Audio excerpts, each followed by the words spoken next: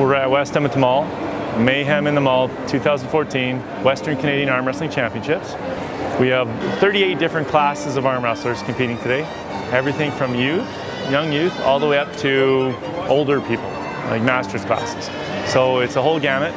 It's a relatively unknown sport. It's gaining popularity in recent years. There's probably 200 arm wrestlers in Alberta, across Canada. There's over 1,000 for sure.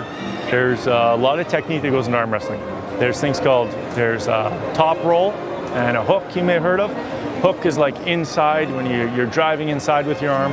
Top roll is when you're attacking outside in the person's hand, trying to get their fingers and thumb.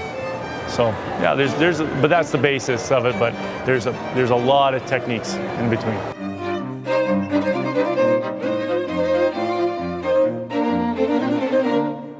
The human body has a different mind. That's why arm wrestling is pretty hard, right? Because you gotta come in there, think that your move is better than their move, but he's also human. It's not like a dumbbell. Dumbbell has it one way, it's down, right? So you just gotta push up, right? Force.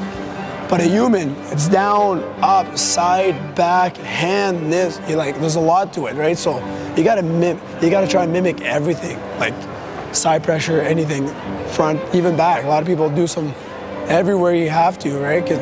So all those little muscles get really strong, right? Because you use whatever you can to beat the other opponent. So you try to get into his mind, but technically, when they're grabbing on, they're still trying to psych each other out. There's a whole bunch of mental aspect to this game, and it's a lot to do with being focused and believing in yourself. And that's the biggest thing, because when you're up there and you start doubting your abilities, that's when you will fail. But if you have ultimate confidence in your abilities, that's when you succeed.